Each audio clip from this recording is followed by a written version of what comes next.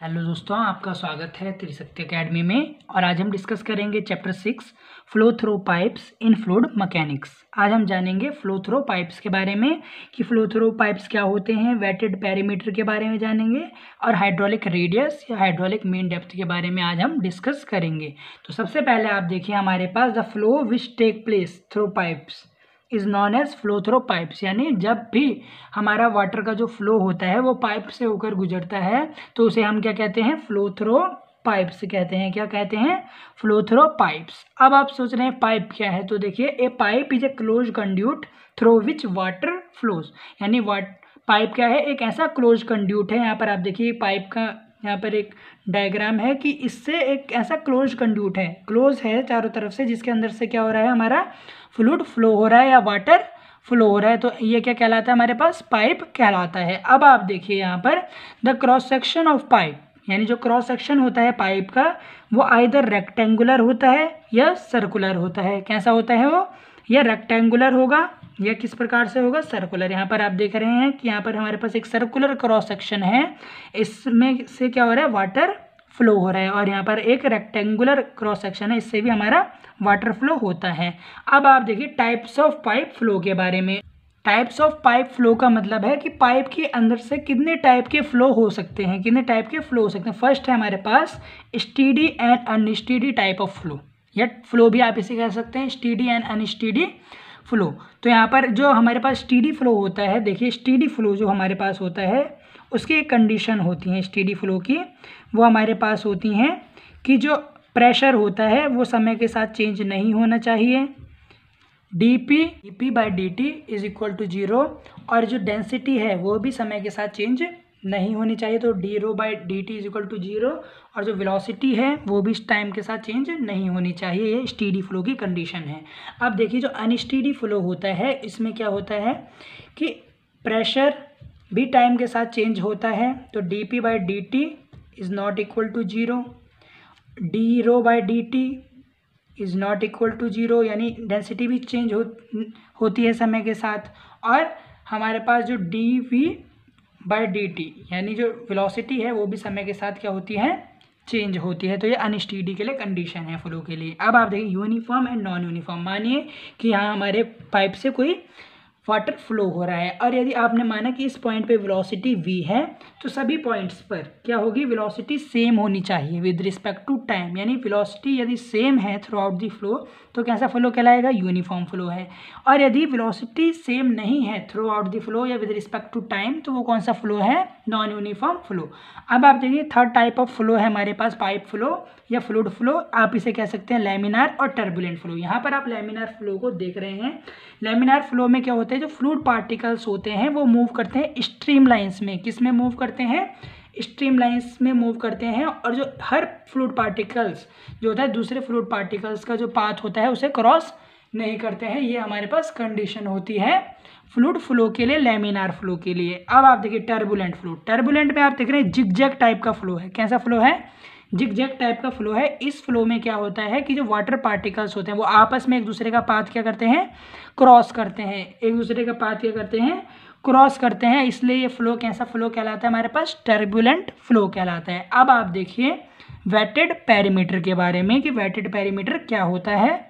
अब आप देखिए wetted perimeter, it is the length of cross section with the wetted surface of channel, यानी यह वो क्रॉस सेक्शन होता है किसी भी, ये वह लेंथ होती है किसी भी क्रॉस सेक्शन में जो कि वेटेड सरफेस से कनेक्ट होती है। मानिए कि यहाँ पर हमारे पास ये कोई एक सरफेस है, यहाँ पर एक क्रॉस सेक्शन है, इसमें वाटर देखिए फ्लो हो रहा है, और ये जो वाटर है वो इसकी किस लेंथ को वेट कर रहा है, भिगा रहा है, गीला कर रहा है, ए बी सी, इसकी 3 लेंथ को क्या कर रहा है, वेट कर रहा है। तो जो लाइन ए बी सी होगी वो क्या शो कर रही है, वेटेड पेरीमीटर। वो क्या शो कर रही है, वेटेड पेरीमीटर को शो करिए, line A B and C. It is the length of cross section with the wetted surface of channel, यानी जो ये वह लेंथ है क्रॉस सेक्शन की जो कि वेटेड है। वेट किसके कारण है, फ्लो के कारण, जो वाटर इसमें फ्लो हो रहा है उसके कारण क्या है, क्रॉस सेक्शन की लेंथ क्या है, वेटेड है। इसलिए जो लेंथ इसकी वेटेड है वो क्या कहलाएगी, हमारा वेटेड पैरामीटर कहलाएगी। वेटेड पैरामीटर कहलाएगी, इसे पी से आप डिनोट कर सकते हैं। अब आप देखिए हाइड्रोलिक मीन डेप्थ और हाइड्रोलिक रेडियस, यानी हाइड्रोलिक मीन डेप्थ क्या है या hydraulic radius. Hydraulic mean depth is defined as the area of cross section divided by wetted parameter. यानी मान लीजिए कि हमारे पास कोई भी एरिया ऑफ क्रॉस सेक्शन है, जब हम उसको वेटेड पैरामीटर से डिवाइड कर दें तो हमारे पास क्या आएगी, हाइड्रोलिक मीन डेप्थ या hydraulic radius. It is denoted by small letter M, इसको एक स्मॉल लेटर एम से डिनोट किया जाता है। अब आप देखिए M is equal to area of cross section by wetted parameter A by P, तो ये हमारे पास आ गया हाइड्रोलिक मीन डेप्थ। अब आप देखेंगे हाइड्रोलिक मीन डेप्थ या hydraulic radius for circular section और रेक्टेंगुलर सेक्शन के बारे में। अब आप देखिए सर्कुलर सेक्शन के लिए, तो देखिए यहाँ पर कोई सर्कुलर सेक्शन आप देख रहे हैं, यहाँ पर सर्कुलर सेक्शन जिसका डायमीटर हमारे पास क्या है, डी डायमीटर है। क्या है सर्कुलर सेक्शन का डायमीटर, डी। तो आप इसका एरिया और पेरीमीटर फाइंड आउट कर लें, और एरिया और पेरीमीटर से आप हाइड्रोलिक मीन डेप्थ भी इजीली फाइंड आउट कर पाएंगे। तो आप इसका एरिया देखिए सर्कुलर सेक्शन का, वो क्या है हमारे पास, पाई डी स्क्वायर बाय 4, और वेटेड पेरीमीटर क्या होगा हमारे पास, पी पाई डी, यानी कौन सा जो इसका एरिया है वो क्या हो रहा है, वेट हो रहा है, तो वो कौन सा है, 2 पाई आर आप इसे बोल सकते हैं, या पाई डी, या आप इसको डी के टर्म में ही रहने दें तो क्या लिखेंगे आप इसको, पाई डी लिखेंगे। अब आप देखिए हाइड्रोलिक मीन डेप्थ कैसे फाइंड आउट करेंगे, area of cross section by wetted perimeter. तो एरिया क्या है हमारे पास, pi by 4 into D square by pi D. देखिए पाई डी से पाई डी कैंसल आउट हो जाएगा, और हमारे पास क्या बचेगा, एम इज इक्वल टू, यानी हाइड्रोलिक मीन डेप्थ या hydraulic radius is equal to D by 4, जहाँ पर डी क्या है, डायमीटर ऑफ सर्कुलर सेक्शन। तो ये हमने फाइंड आउट कर लिया सर्कुलर सेक्शन के लिए हाइड्रोलिक मीन डेप्थ। अब आप देखिए रेक्टेंगुलर सेक्शन के लिए हाइड्रोलिक मीन डेप्थ क्या होगी।